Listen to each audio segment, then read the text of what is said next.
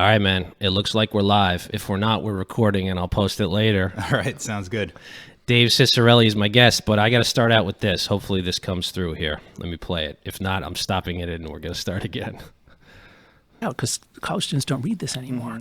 And it's a little bit difficult, the text. So I happen to be friends with Richard Reeves, who's a Mill scholar. He's at Brookings Institution. And he said, Jonathan, I love what you're doing at Heterodox Academy. If I can be of help, let me know. So I said, well, actually, Richard, would you co-edit this edition of Mill's second chapter? And he said, yes, I'd love to. So he made the selections. We worked together to reduce it. It's only 7,000 words, so it's easy to read. And then this wonderful artist, Dave Cicirelli, stopped by my office. He said, I love what you're doing at Heterodox Academy. If I can be of help, let me know. And I said, well, actually, could you read this text, find Mill's metaphors, because Mill uses a lot of wonderful metaphors, and illustrate them? And so if you just pass it over, which is that camera? Okay. So what Dave did was he took Mill's metaphors, and here, so and we've got these like amazing, graphic cartoon type images of the dynamics of what happens when we shame people, because Mill was not concerned about government censorship. That wasn't a big deal in London in 1859. It was social censorship, just as it is today. Just as it is today. Right. All right. First of all, I was watching that episode, and I watched it today because I wanted to see Jonathan Haidt on Joe Rogan and see what he was going to talk about, because I'm a fan of his work. I've liked a lot of what he's written and done. Everyone should read Righteous Mind like that. Yeah. It should. They should. That decodes the world. You get it. Yeah. After reading that book. Let me. I'll switch over to this. I texted you right away. Your phone must have been blowing up. You were just on the biggest podcast in the world, or mentioned on it. A guy with a guy who's extremely prominent. I'm going to show the book for this because I've read through it because it's terrific. All Minus One, edited by Richard Reeves and Jonathan Haidt, and art and design by Dave Cicirelli, who is my friend and my guest. And we are live in his studio in Brooklyn. Thanks, Dave. Welcome to the Lincoln Review podcast. Thank you for having me. I'm a fan. I listen. He does actually listen, folks. So I'm very appreciative of Dave coming on here and the work that he's done. You can ditch the headphones if you want. Oh, I think sure. we're gonna do. That was only, unless I play some more audio. But I had to start out with that clip. Yeah, I was actually painting this studio, listening to that live as it happened, and it's funny. It's like, to show you the power of Joe Rogan. So obviously I worked hard on this book. I spent, months going through the text and coming up with the images, and I was extremely proud of it. I was certainly working with some of the smartest and most prestigious people that I've ever worked with, and would go online and be like, guys, this thing's really important. It's only $3. I believe it's heterodoxacademy.com/mill. You can even get it for free. .org. .org. I will say you got to get it right so people can. It's free. It's free. It's free. People can do it. People can get it any way they want. It's completely free. It's a PDF, and we have it so you can print it out or read it on an e-reader. It's $3 on Amazon.com as a Kindle, or you could buy the art book. And I have to flip through Point it. Show it to the camera. Whatever page you want. This is the most premium. Put it up by under your chin. This is the most premium print job I've ever done. Like, it's actually like foils and spot varnishes, and these are words I have no idea what they mean. they're expensive and nice. Okay, that's the takeaway. It's expensive and nice, and it's a really beautiful book, production wise. And it's just a great thing to have, and that's a little extra. It's like, I think $15 or $20. How did you find out about what Jonathan was doing? Well, I read Righteous Mind, and but just to put a little bow on that, so all of my pleading and endorsements to my friends and family to buy the book and read it, it's important, it's special, doesn't mean a thing. None of them did it. A name drop on Joe Rogan. Suddenly I'm getting contacted from people I haven't talked to since middle school, and oh my God, I know him. I bought it. Here it is. So it just shows you the power of media. He has been a free speech champion. Oh, for sure. When we need one. And I think because he's on the front lines of it, and we're in Brooklyn, and because you've now appeared on the Lincoln Review podcast, you will be summarily kicked out of Brooklyn for thinking the wrong thing which 1984 is all too true. But he has really led the way in it. I think because he's a stand-up comedian, and you hear about these even comedy clubs here in New York that people are freaking out because people are saying words that might hurt them. And before you approached Jonathan, I mean, were you pulling you told me you quit Twitter. Well, yeah, I quit Twitter while doing this, Okay. doing this book. Because one of the things about the Mill book, and I read it like hundreds of times, like the unabridged text, and it's definitely, there's a lot about the Church of England in 1894 and all that kind of stuff that we cut out. But it's a really compelling and interesting argument for why free speech works, why it matters, and then and not just why it matters, but how to engage in it in a productive way. And I think that's really the problem we have right now is people aren't willing to engage in it. They've so to take a step back of how I met John and did this project with Heterodox Academy was the previous election. And I actually think you and I are in the same boat where we were like traditionally held conservative ideas. And then all of a sudden, and to clarify that for folks who may not be familiar with Dave, so he doesn't get canceled or some ridiculous thing like that. I mean, you're not going to, because you're real talented and you are doing a great job. But the idea of both not small C conservative, but big C conservative, meaning ideas around free speech. the ideas, The ideas that have brought us into modernity, and we live in a really amazing, wonderful world right now. There's problems. There's always going to be sure. There's always going to be problems, but we live in a fantastic world. We're in a free world and in a free society, and all the blessings that we have are largely come from being in a free society. So I'm reading Jonah Goldberg's book, Suicide of the West. It's fantastic. Go out and buy that today, because he does put it together beautifully. But there's these concepts that Mill gets into the selective writings that are in All Minus One that are critical. It's the foundation. It has to start with free speech, and I see it coming from, and perhaps I'm biased, but it's not the parent council from the 1980s who cares about Two Live Crew or something like that. This is the left. It is a real movement, and I think it's happening in academia first. I think it's I actually disagree with that Okay. prescription. I think it's broader. I think what's happening right now is actually the most natural thing in the world.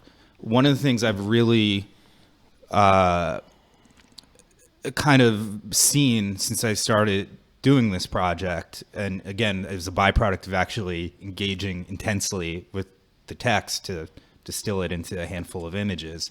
But one of the things you kind of realize is the stuff that we owe so much to in the world, as far as innovation, as far as personal freedom, as far as prosperity, is unparalleled in any point of history. It's basically putting a couple checks on human nature. Free speech is not human nature. Right. Telling you to shut up and get in line is human nature. Yeah.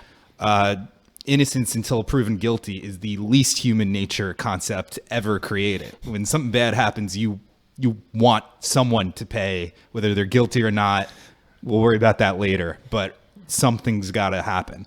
So there's all these processes in place, and part of what so when we were saying I was conservative, big C or little c, whatever the one is about little c means you don't want anything to change. Like, it's just like leave everything the way it is, I think. Somebody will probably correct me on that. But big C meaning you adhere to these free principles. Yeah, I held some beliefs that I kind of looked at the Constitution and the Federalist Papers and all these things. I kind of fell in love with them in college, and which were not assigned to me, by the way.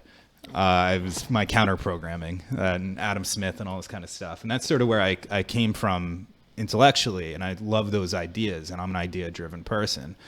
And I think you are too, which is, I think, why we got along. So for Yeah, all these well, years. I think Jonah was talking about like we're the remnant. You know what I mean? Like there's this leftover thing. I'm not a Trump guy by any stretch. When I think he's right, I'm going to say I think he's right. When he's wrong, I'm going to say I think he's wrong. And because I'm, like you said, an independent. I have my own independent thoughts about it. And the same, but I definitely don't subscribe to the groupthink that is being For sure. put out there. And so when the 2016 election happened, and all of a sudden you had Trump, who's a populist, who is, and the Republican Party that was somehow suddenly against free trade and pro-Russia, and you're like, what? Wait, what? And you kind of realize in that moment that people like you and I are about 10%, that are like rooted onto the idea, not the culture of one particular party or the other. And so I read Righteous Mind in like an attempt to try to understand what was going on. And Jonathan's an interesting case because he was a liberal who started writing that book as a way to persuade conservatives, figure out what makes these guys tick so I can tell them why they're wrong. And and in that process, he understood the wisdom and the blind spots of everyone a little better, and he's certainly still, to my understanding, still leans left. And I want to say, like, one of the misrepresentations of HXA is that they're considered a conservative group to some people, to some critics, and they're definitely not in all of my experiences. Well, so that's an interesting. They may not politically. The membership may not be conservative by any stretch, or even the ideas. But I think though that our society has come to a point now, at least in what I'll say, either free societies or formerly free societies that are becoming less free by the day, is that they are put in a binary choice. The liberals who believe in free speech and say, well, you know what, it is just words, and we need to if you don't like somebody's point, you need to come up with a better point to counteract it and win the argument through logic and reason. But there's a persistent effort that's taking place where I think you see it mostly in academia, and I say academia because that's where I disagree. Really? I think it's certainly there for sure, but it's everywhere, and again, it's like a natural thing, right? Like the Jerry Falwells of the world are certainly not new, and they were definitely voted Republican, right? And they 100% want to, control the message under this false belief that it'll mold people into what they want them to be. It's this idea that like the battle for people's souls is not personal, it's cultural. And I'd agree with that. Yeah. And it's always a little bit of both. There's an element of tension on all those things. Do you think it's coming from across the board? I think it's a natural default. And I think it's especially true when you're in a majority position. So the reason, so on campuses and in corporate media and, all these places that skew left, it's certainly a leftward form of censorship that's pushed.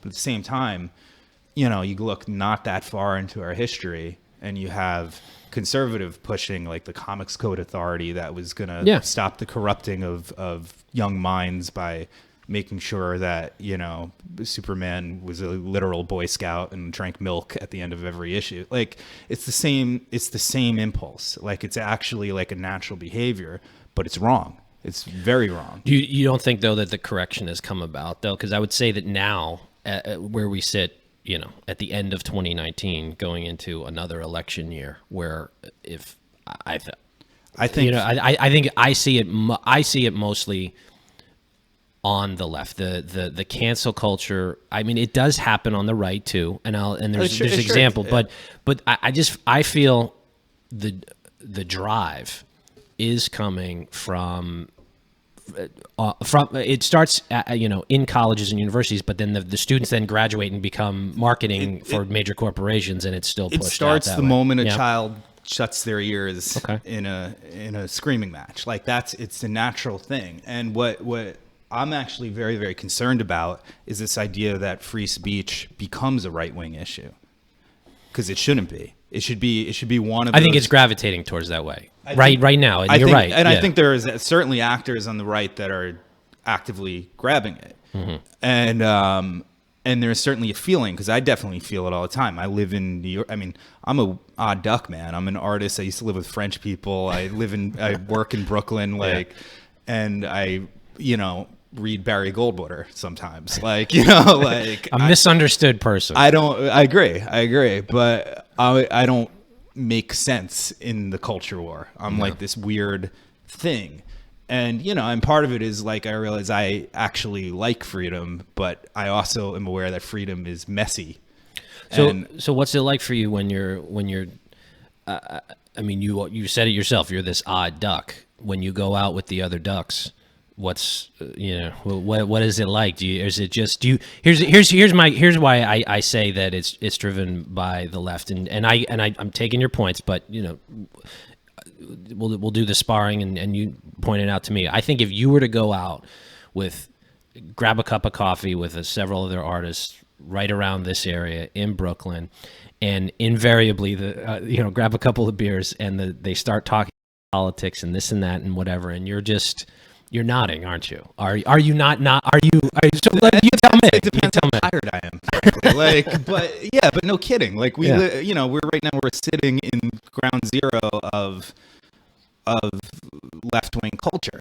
That's not a fair thing to say. Although if we take one stop over to Bay Ridge, right. It'll be very different. Yeah. So, obviously, as is always the case, and that's what all -1 means, is the individual. You are the -1. Crowd. Yeah. It's just a very elegant turn of phrase that Mill wrote to describe an individual as all -1, right? And so obviously, if you're share a point of view that doesn't fit neatly in the feeling of togetherness of whatever group you're in, there's friction there, there's tension there. It's always will be. And there are some days where I just don't want to deal with it, and there's some days where I just can't help myself, and there's some, and there's whatever consequences fall out of that is what they are. But at the same time, it was blasphemy laws, right? That's very much coming from a religious perspective. There are things called heresy and blasphemy laws. And then there's, you go into unpatriotic, or you don't like America, get the hell out. There's all that. There's no shortage of it. The game itself is wrong. That's what I'm against. It's true. And I'm bothered by it too. I mean, you take a look at what happened with Colin Kaepernick. Or something like that. That's a good example of being canceled on the other side of it, right? Where it's I'd love to talk. I'd love to have Colin Kaepernick on this podcast and talk to him, in depth about what his positions are, because I don't necessarily agree with a lot of them or what I've seen. But the idea that he was, canceled out to some extent, there's debatable aspects of whether he was good enough to still stay in the NFL, and he still got a contract with Nike, so it's not too bad. But look, you had the president talking about him. You had lots of quote unquote conservative Americans talking about how you don't like America, get the hell out. Don't kneel when the national anthem is being played. And I want to point out, so that was one of the things that I can't stand about Trump, frankly, is there's a lot I don't, and I think people try to put a mystery around him, but he's a developer from Queens in the 70s. It's not that hard. It's right. He's not. He's about what you can see. I said to my brother-in-law at the night before Thanksgiving, I said he's playing president. Yeah. He likes playing president. I don't know that he likes being the president and making the tough decisions and doing the things, but he loves the pomp and circumstance. He loves the attention. Yeah, sorry. Back to your point. Yeah. Yeah. Anyway, but the point is, you want to talk about a unnecessary headache that he created, was weighing in on that. And and it's one of those things where it's you don't have to. I think it's so easy and so natural to pick a side when confronted with a conflict. I don't have to like either side, right? I can look at with Kaepernick, I'm sympathetic over the issue that he's attempting to raise. I think his protest was misguided because it's called the national anthem protest, not the police abuse protest. So it was just that's a good point. by the Good point, process yeah. of it, it was unsuccessful on that front, Right. from just a pure clinical look at it. Hmm. But at the same time, and I'm sympathetic to that issue. At the same time, I'm unsympathetic to the guy wearing a Castro shirt calling America a police state. Yeah. So I don't have to look at him and give him sainthood. At the same time, I also hate the idea of compelled acts of patriotism, that you have to do that. I think that's far more disrespectful to the American system than kneeling during the flag. And I give Kaepernick credit. I actually think the act of kneeling was very intended to be respectful protest, not not profane. Right. Well, it initially started out he wouldn't stand for it. He just sat on the bench, and then somebody I think it morphed into kneeling, which I'm okay with that. That's the funny thing about it. I'm more of a free speech absolutist, Right? Where I see that situation and I go, all right, I don't like it. I think. His message, I think, like he was wearing the Castro shirt or the Che Guevara shirt, right? Who Che Guevara was an awful human being, but you look at that and I say, okay, well, is this about police brutality and Black Lives Matter? Which let's have that discussion. Or is it about something bigger than that? Which what you alluded. And that's what I mean So, about looking at it clinically. Yeah. It was not well executed because it was unfocused and very general. But people projected what they wanted onto it. But he should have a right to say it. 100%. To do it, Yeah. to not be fired for it. I mean that, to not be fired for it. So he's a public figure. So you get into these battles, and I've had him up in Boston with folks, but. Just one second. And there's a journalism professor who loves to have one side of this, Dan Kennedy, who you always, if you listen to this podcast, you know who he is.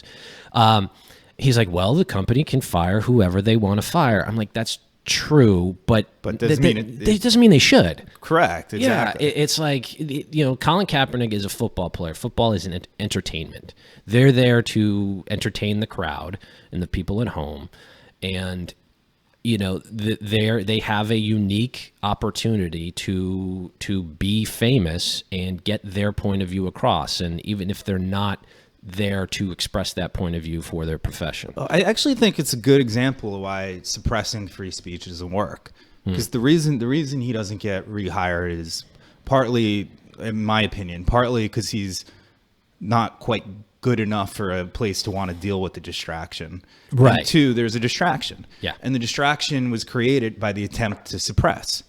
Like if he's quietly going about his protests and just people let him do it and maybe they feel one way or another, so be it. But it became and that was something Trump did, and I think he does a lot, which is he creates a wedge, says pick a side.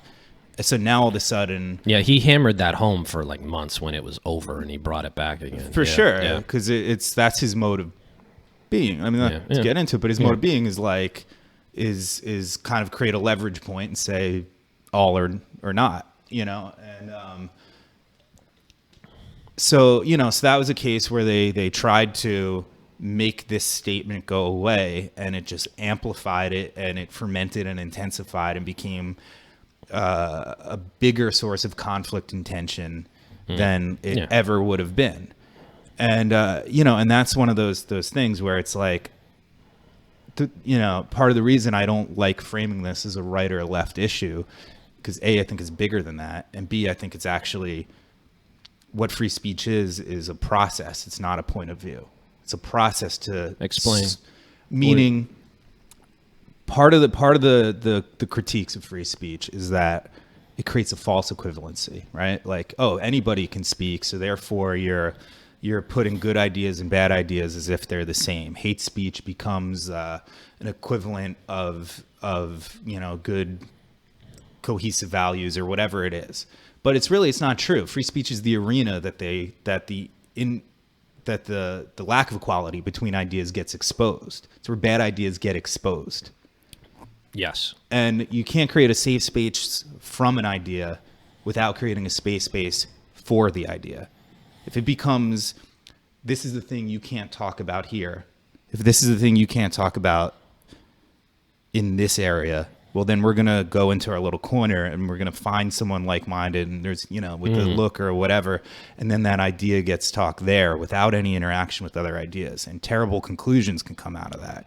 Things can ferment and become toxic and worse and bad because you're not exposing that little kernel of insight or authenticity or truth or whatever it is.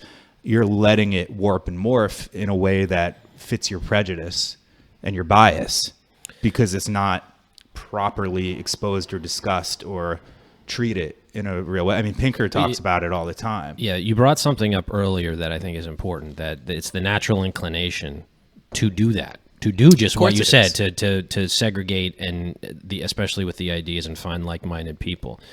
I know there are lots of organizations, including Heterodox Academy, including what Jonathan Haidt tries to do, and all these people that understand, no, you really need to coin a phrase, a laboratory of ideas instead of laboratory of democracy. You need that laboratory of ideas, which is free speech. I got to tell you, I'm at a loss as to how we break the cycle, because it's trending towards what you just mentioned, and it is the natural inclination, as you said earlier. Tell me, do you have any thought process on how that breaks down? Because I'm doing my best here to. I love having liberals on this podcast. I enjoy it quite more than agreeing with my friends or people who are like-minded. But it is really hard to get them to come on, or even not here, but even other places. Like, I just don't see them wanting to engage for fear that they may lose the argument. Which is really frustrating, and then they go off and they self-segregate and do it that way. So, I mean, any ideas? There we go. Certainly we have this. I mean, that's part of the reason, like, we make it available to students for free. Yeah. And for anyone for free. And part of it is it's tough, right? Part of it is we're geographically separated in ways that are kind of unique historically, because in really a lot of ways it's regions of the country that are engaged in different points of view. And I actually have a project that I'm hoping to get off the ground. Yeah, throwing some plugs here. So one of the ideas that I'm developing is called Red Bar, Blue Bar. And I don't know. Okay. Well, what's that? No one's heard of it because I'm making it up. But if you've ever done like a Cisco conference room where they'll have a table where half the table's video screens that's connected to another half of a table somewhere else. Okay. So it feels like you're sitting around a table. Yep. So my thought is, let's put these in bars in different places and have no prompts. Don't be like, hey, here to talk about this. Just like literally have a small town Kentucky bar, have a randomly connect to a bar in Brooklyn, and you just sit down and you have the opportunity to buy each other a beer. And it's just fun and novel, and it's lighthearted, and I don't know, maybe you just start to humanize each other again. It's not a bad idea. Part of it again is I mean, if I could fix one thing about the discourse, I don't think there's this high lofted ideal that we can all talk and get to a greater understanding, but come on, that's a tough sell. It's not happening. We can agree with it in theory, but not in practice. But I think part of what we need to do is put a new emphasis on persuasion. Because for me to convince someone of my idea and it's serving me, it's serving my agenda, I need to understand, I need to persuade someone else. And I think it's one of the things we lost sight of is how you win in a democracy matters. Not just winning, but how you win. And if you're able to persuade, one of the byproducts of persuasion is you need to understand what matters to the other person. You need to understand the other person. And a byproduct of attempting to persuade is you actually do get a little bit smarter, and your ideas do get a little less radical and a little more tempered and a little more moderated, because again, you're coming to the realization and really internalizing that the thing that matters to me is different than the thing that matters to you. And the spectrum of opinions isn't my belief and distance from my belief. It's suddenly that line becomes a bit of a landscape. and you start to see there's other perspectives. What do you have in mind for improving persuasive discourse? And that's not easy. I got a full plate. You're busy.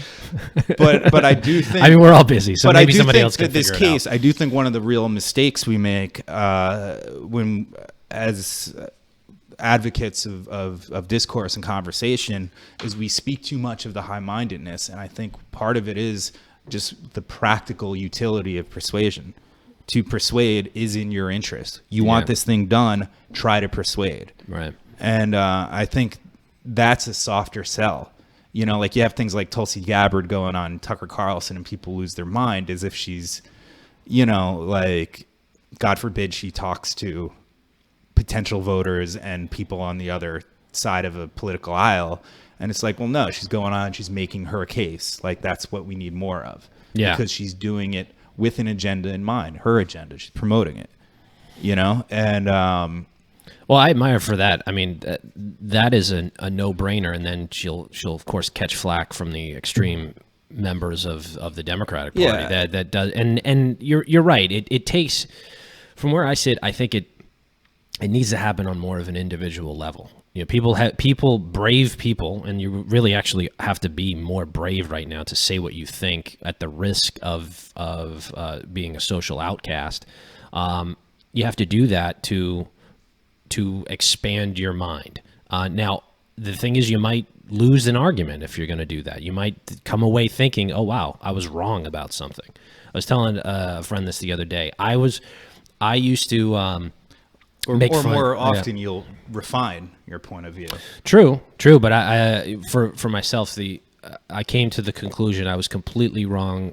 Well, not completely wrong, but mostly wrong about philosophy majors in college. That the people who major in philosophy for their course of study and graduate with that degree, because I was business, and you need a practical degree to graduate and get a job, and that's what it's there for. When in higher education is a whole different subject, but after in my adulthood, reading people like Mill, reading ancient philosophy, Renaissance philosophy, Enlightenment philosophy, and realizing how important it is to prop up the really amazing world that we live in, and there's a lot of amazing things in it.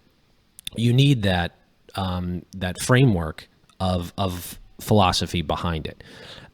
So I've done a 180 on that, and thinking that, okay, if you're a philosophy major, that's great. I don't think you should go into a lot of debt for it, though. I'll say that for the record. You should probably, work your way through college or something like that. I'm fairly unsympathetic to people that have I have an art degree. You go in eyes wide open, right. But if you're claims otherwise, like who would have guessed that? Yeah. Right, if you're applying, but you're a working, successful artist. But I have to do a lot of, I got to where I'm at, and the vast majority of what I do is service based. I have a skill and I provide it, so it's all kinds of. But I think it leverages. I'm going to point. It leverages opportunities like this. It where you can. That's going to be hopefully an indelible mark for years to come. I would love for that. No, for all -1. And I'm sure you would. I'm sure John would, and Richard would. Point out, all right. This is my social media memoir, fake book. Fake book. You said what are they doing with it? They're actually turning it into there's a company called Echo, EKO. Is that's not the shoes? No, I've heard of it. It's helloecho.com. They do. They create it's like backed by Sony. Like it's real. They have partnerships with Walmart and BuzzFeed, but they create interactive web series. So it's sort of like Bandersnatch. Okay. So the background on Facebook, which blows my mind. It was 10 years ago that I did this. I remember. Well, I think that's when we first met. Could be. Yeah. It was, and you were telling me about that when it came out. I'm like, this is very cool. It's funny because it was prescient in some ways that if I were to rewrite it now, it would lean. In a lot of ways, it predates fake news. It predates influencers. It predates even the idea of a catfish. But in summary, I used Photoshop and essentially turned my life into a complete work of absurdist fiction on Facebook and didn't tell anyone. So for like 6 months, people thought I was on this like doomed cross country journey where I was joining doomsday cults and living in Amish country and sort of getting into all these various absurd misadventures. That's original. Yeah, it was. I mean, they just remade Charlie's Angels for the 3rd time or something like that. Right. They can't. But that's actually an original idea. Well, the Insight, which is the one that we're on now, it was like the country or the world at large is having. Is I realized that at that time, I say this was 2009. I kind of say this is the moment your mom joined Facebook, and like suddenly it was very different.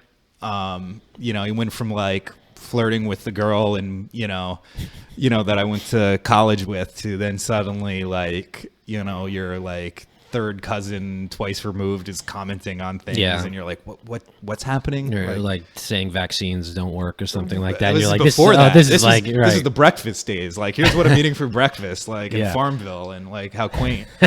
But I had that insight, which was like, this is 1 billion people. And it's run on the honor system. Like, that's crazy.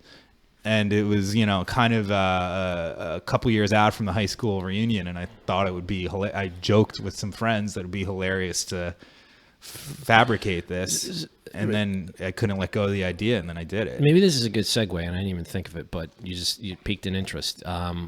So what? Sacha Baron Cohen was in the news the other day, right? He got an award from the Anti-Defamation League for, and in his speech, he was talking about how Facebook and social media needs to be regulated to curb hate speech and things like that.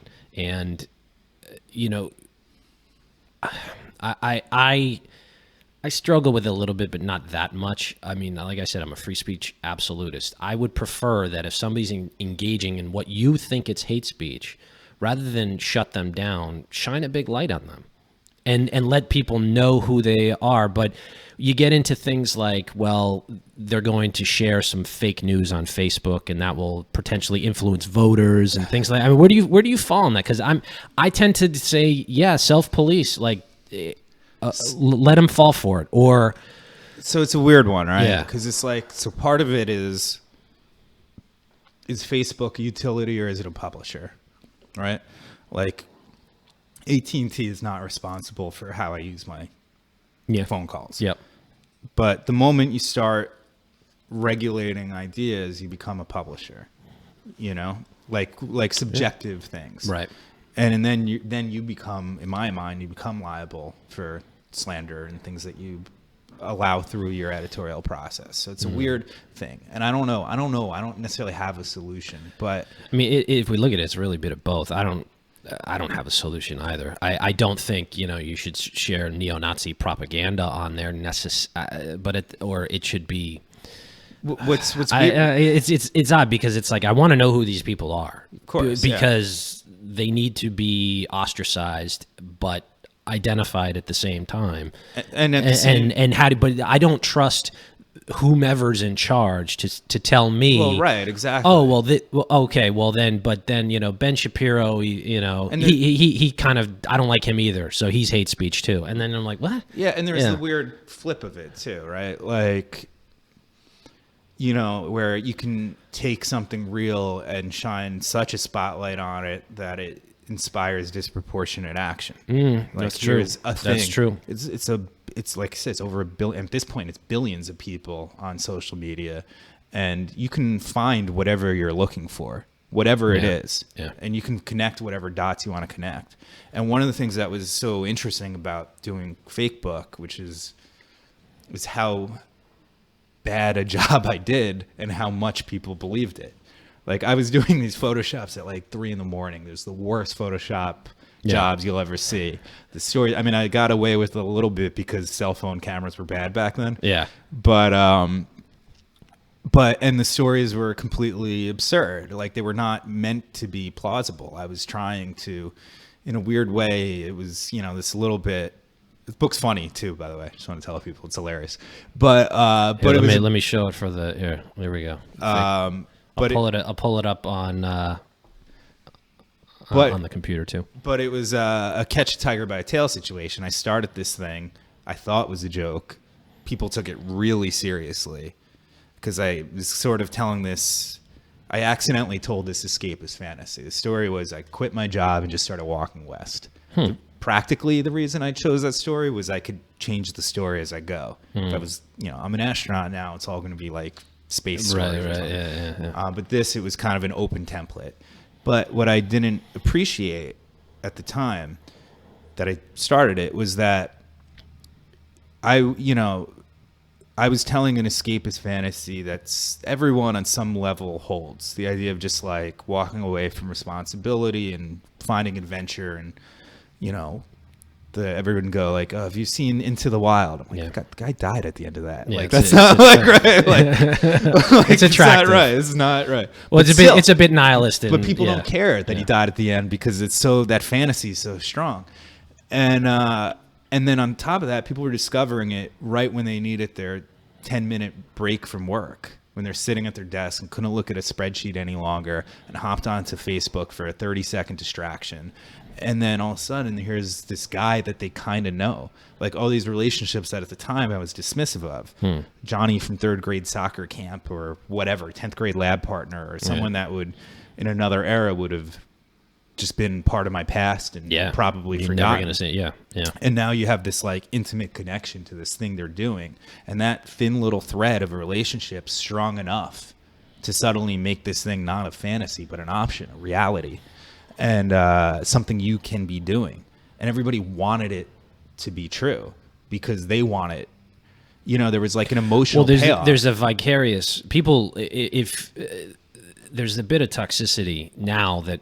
I mean, back when you started this, it was different, but the toxicity you see with, especially like Instagram, so Instagram is one of these things where you're putting, I'm technically on Instagram, but I don't use Instagram at all. I think I have one picture on there with like me and Mitt Romney or something, like back when I was running for office. But what you're seeing through the Instagram filter, and I mean that figuratively, not literally, is people's fake lives in their best possible situation. Sure. Yeah. And I mean, you're doing that as a precursor to it, but it was almost like this drug. Yeah. It was this drug that got them hooked and going, oh wow, look. And like, there's a jealousy there. Well, yeah. I mean, the book essentially opens with me looking at my own page and seeing the distance. Right. And it's not necessarily, I mean, social media is this weird push and pull of like, there's a little bit of voyeurism, there's a little bit of narcissism, there's a little bit of just like the general human need to be seen.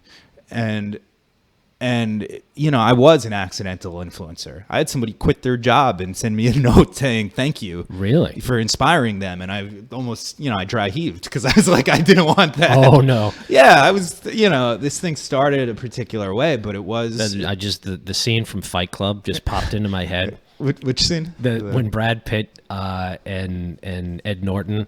Brad Pitt decides to rob the convenience store. Right. And he brings the cashier out to the back and he puts a gun to his head. And I forget the guy's name, but he says, you're he's like, Raymond, whatever. What did you want to do when you grew up? He's like, I wanted to be a vet. And you're working at a convenience store. And he like says, and he keeps his ID, tells him to get out of there. And then he just had the why did you do that to that guy? And Brad Pitt is like, tomorrow morning he's going to wake up and he's going to go to vet school or become his best life, and he's not going to do that. So maybe it worked out for her. Yeah. Like, she's definitely like, but at the time I didn't know that. At the time it was just like this horrible weight of someone's life choice on your shoulder for, in a way that you were 100% a fraud. Yeah. I was a fraud. Yeah. But you kind of realize the power of motivated reasoning, like, which is like, people wanted this thing to be true. So they were willing to look at it in a way that made it true. And, and it was, and then the moment they found out it was fake, it was like, oh my God, it's so obviously fake. Like, not even like a little bit questionable once but when you're in it, you're, every single step, every single way, it was always just plausible enough that you could hold on to it. And, And I think that's very much social media is a weird animal because it's so big and so specific that things like fake news absolutely can happen and do happen, and bad ideas can not just spread but pool together. Yeah. So it's the promise at one point was this idea of like bridges, not walls, but it's actually it's creating walls. It's creating, these things are just kind of collecting together and they become their own echo chambers. I think I'm concerned because, I guess I haven't thought about it as much as I should or would want to. And I sit and I look at what's coming across my feed, in whether it's, and I'm mostly on Twitter. I've kind of given up on Facebook. I'll check some family pictures on Facebook, every other day or third day. I really don't engage with it because I've lost interest in the platform. But Twitter is still, that's high octane. That's the the high pure test of, so the dopamine receptors are really getting hit when I'm just scrolling through. I'm saying, oh, okay, that blue check mark said that. How can I make myself look better at the expense of them? But to further, I guess my own political ends or my own visibility or something like that. I freely, I constantly cull my Twitter page so that it's what I want to put out there towards the world. But there, I think I was watching Rogan the other day, and he fell for a completely fake video. Yeah. Right. It was like and I'm pretty good at spotting him, but there's been a couple where I'm like, oh wow, like it was the Boston Dynamics robot. There was like, they were like, I saw that video first, and I'm like, okay, then it got more absurd as the video went on. But Rogan like fell for it. And he's like, oh my God. And then he came back and said it. But that you have a fake video out there that can actually falsely, that's only going to get worse. Yeah, it's only going to get better. It's only going to get worse. And I think the only real solution is real life interaction. When I started this podcast, I really wanted face to face. There's a lot of podcasts out there and avenues where it's, especially on cable news, where I did the whole, the talking head on, a cable news platform before, and I hated it because it was just completely intellectually void. This is more intellectually nutritious, but there is something that is lost when you're not face to face. We're eyeball to eyeball right now. We're talking. I can read your body language. You can read mine. We can pick up on cues that would be lost if we were over an internet connection. And that puts a filter on me almost. It makes me have to moderate my behavior, my interaction in a way that social media just totally... Well, it's that old saying that 9/10 of communication is nonverbal. Yeah. And then we've created a mass communication that's purely verbal. Like I actually quit Twitter. I'm on Instagram. I'm an artist. You need to be both to put your work, make your work visible and kind of keep up with what other interesting people are doing. But when I was working on the Mill book, I quit Twitter. Because smart move. Yeah, I mean, I was digesting. I was trying to turn this text into 13 images, and it's hard. So I would get frustrated and go on to Twitter for a break, and then all of a sudden I was seeing the opposite of Mill's teachings play out in front of me, and I got depressed. So I went off it, but it's it's a weird thing. Like I actually think we're going to look back at social media companies the way we look back at tobacco companies today, which is here's this product that has negative effects on people's health, proven, has a body count as far as I'm concerned. Spikes in teenage suicide, I think, are very directly related to That's this. a good point, yeah. And they're actively making it more addictive. Was it I want to think. I think it was during that Rogan interview with Jonathan where he talks about there was a professor, I forgot her name, that he references for Generation I, the iGen. So there was the sort of the cancel culture coming up through the college ranks when 18-year-olds we're college freshmen in, I want to say 2013. iPhone comes out in 2010.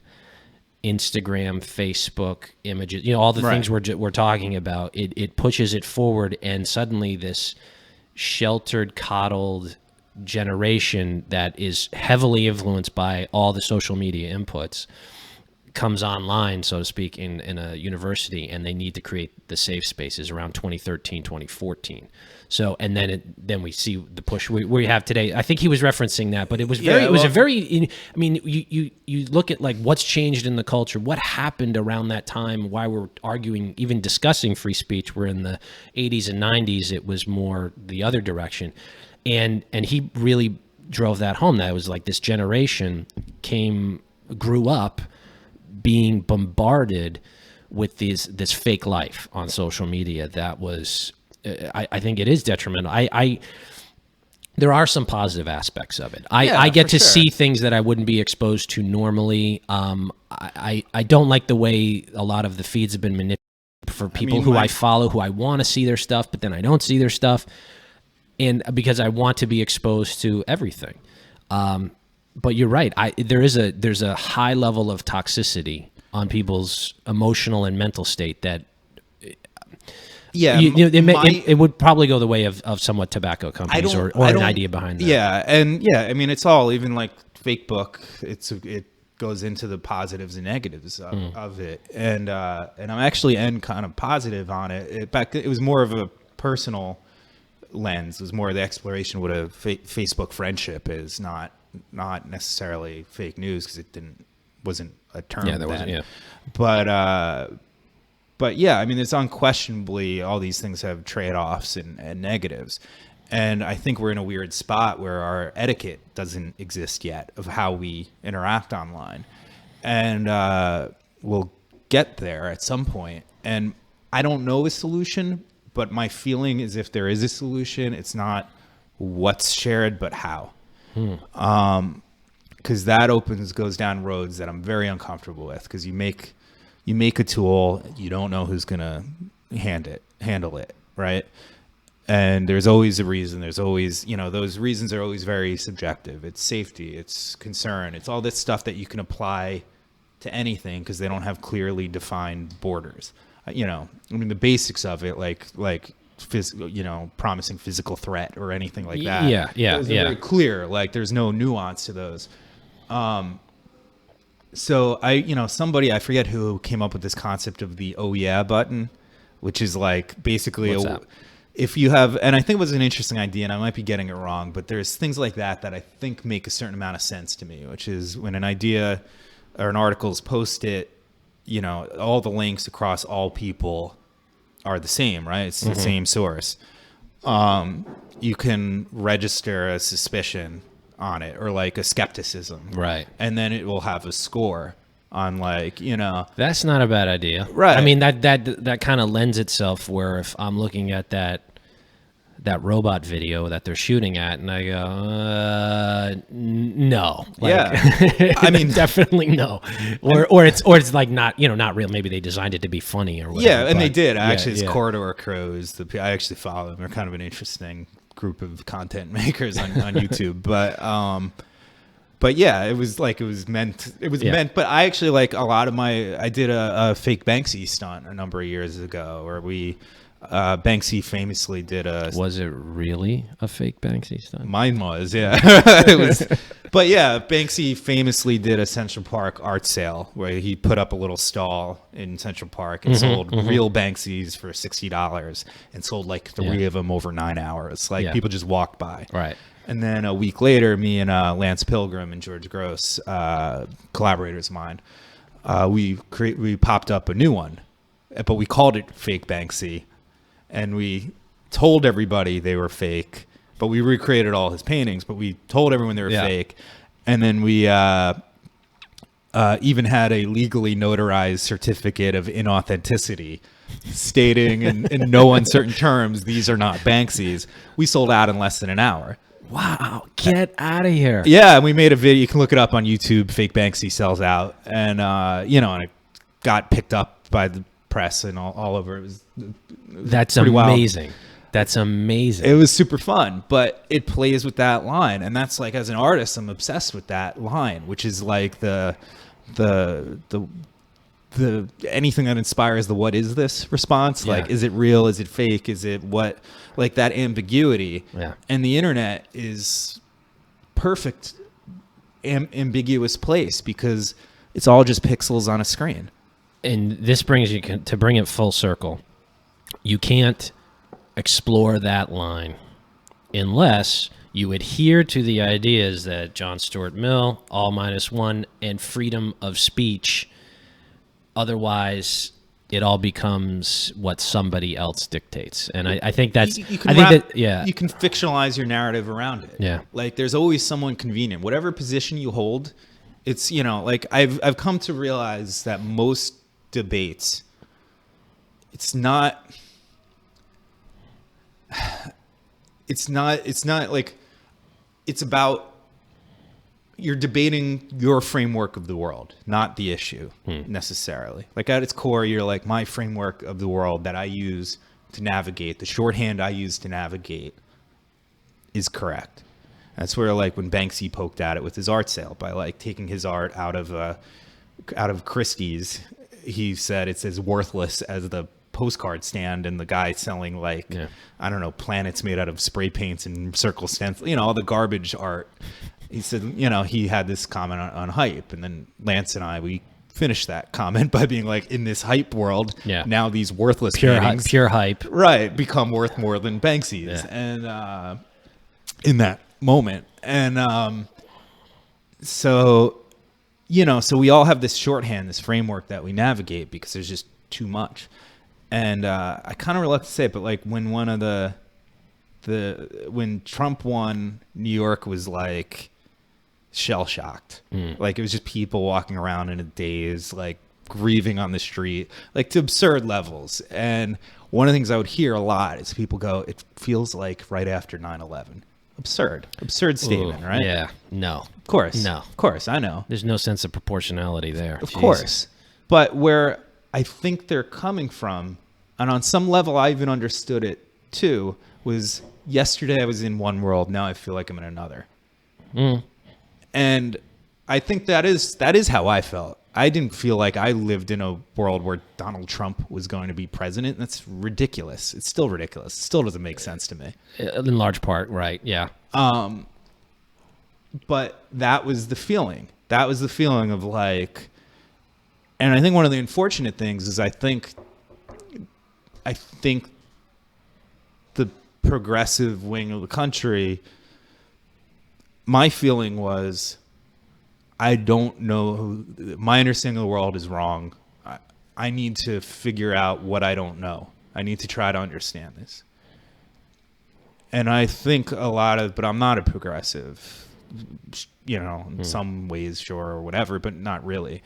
And I think the progressive wing, largely because they're just surrounded by themselves, said, this is not, you know, said, whoa, this shocking thing happened. I'm even more right than I thought I was. And we need to, you know, and I always wondered that because I sit there and I go, they're like, I hear from so many, you know, especially on Twitter, but Trump's awful. He's this and that and this and that. And then you look at a poll and he's beating everybody. And I want to tell the progressives, I want to be like, do you understand? Yes, you're not necessarily wrong, but you're also, you need to be a lot better, whatever better is, than him in order to, like we said, persuade people that maybe you're right and you have a point, and then maybe he's wrong. Trump's appeal is he's a middle finger to people that you don't like. Yeah, and I don't think the progressives have learned that lesson. Yeah. I think they're doubling down on the stuff that makes him appealing. They are. And I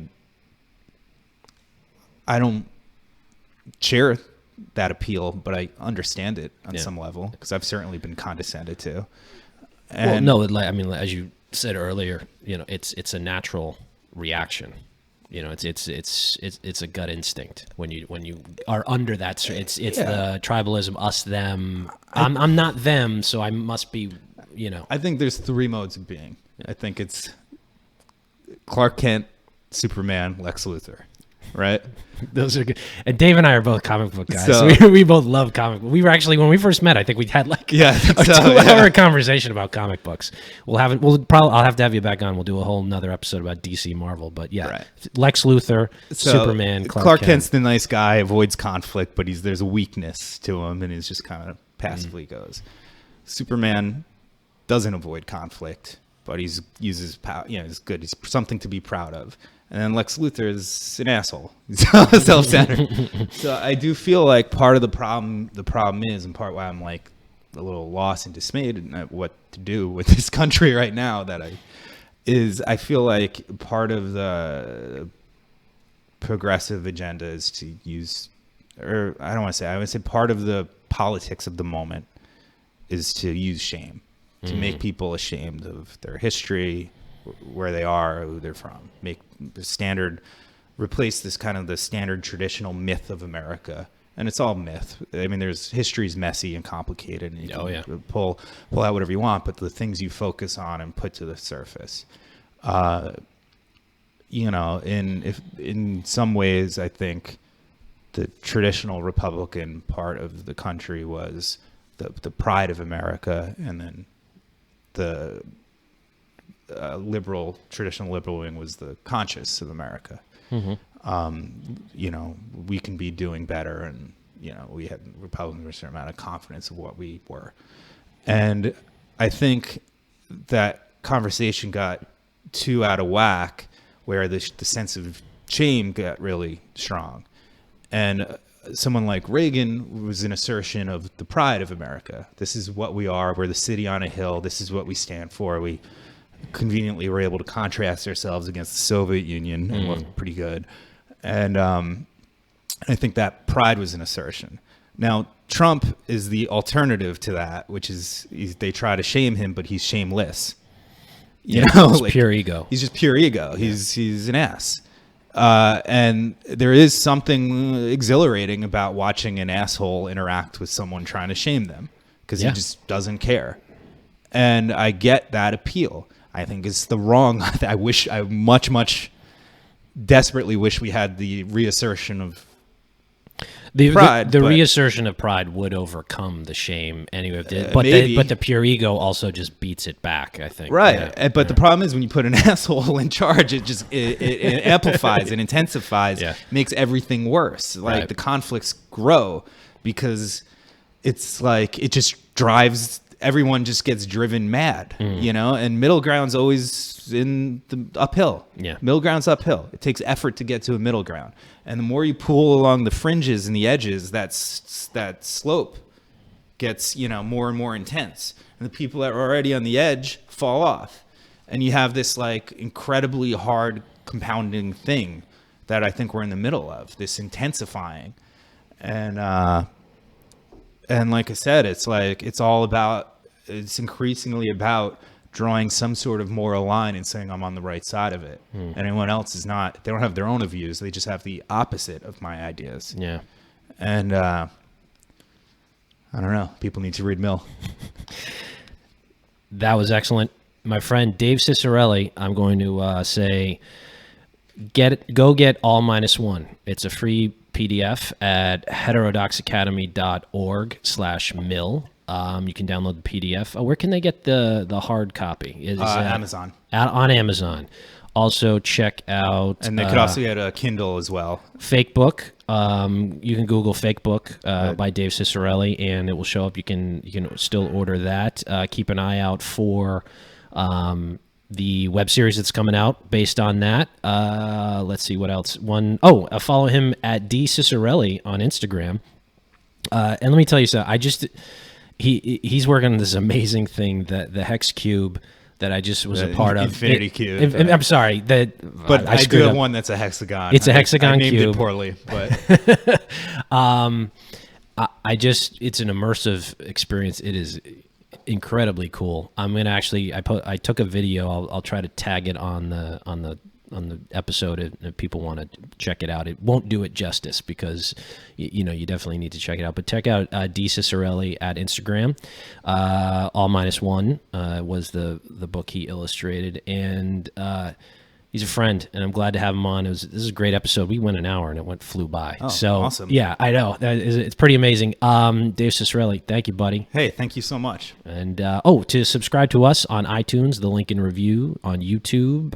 You can follow me on Twitter, and you can subscribe on all your podcatchers. But thanks again for listening and watching, and we'll talk to you soon. Bye-bye.